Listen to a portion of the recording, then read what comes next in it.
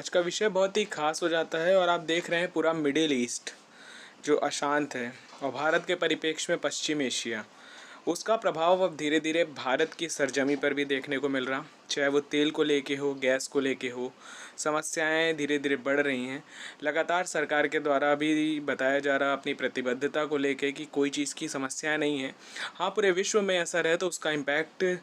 भारत पे भी पड़ रहा है। और यदि बात करें इजराइल और ईरान के युद्ध, लगातार 27 दिन से ये चल रहा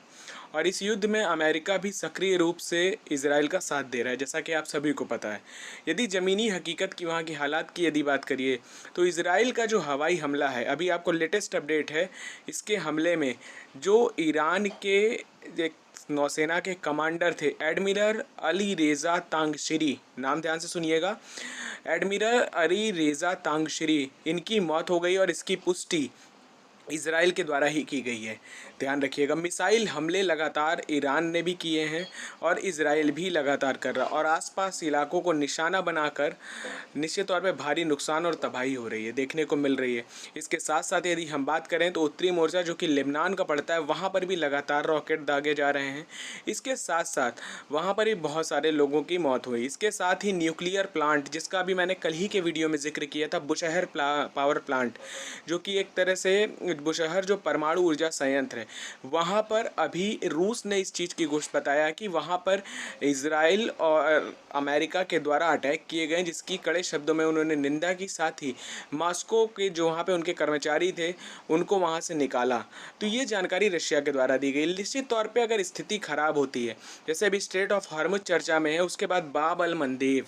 की जो है, बाब अल मंदेब, वो वहाँ पे भी पूरे विश्व का यदि बात करें तो 12% से ज़्यादा तेल आयात वहाँ से होता है।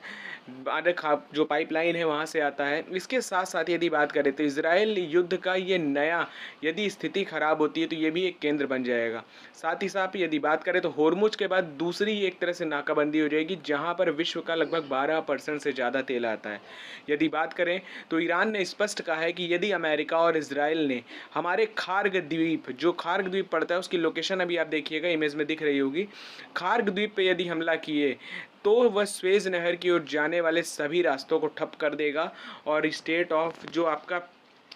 हॉर्मुज है वो तो डिस्टर्ब करेगा ही, साथ ही बाब अल मंदेब भी यदि डिस्टर्ब हो गया तो पूरे जो एशिया का रीजन है, साथ ही अन्य देशों में जो गैस और तेल की आपूर्ति होती है वो प्रभावित हो जाएगी। उम्मीद बस इतनी की जा रही है कि अपने से अगर चेत लिए और सरकार के जो अन्य देशों के प्रमुख हैं उनके द्वारा बातों का इन पे असर हो गया और चीज़ें अभी भी शॉर्ट आउट हो गई ना, तो कुछ भी कुछ बिगड़ा नहीं है, अन्यथा की स्थिति बहुत विनाश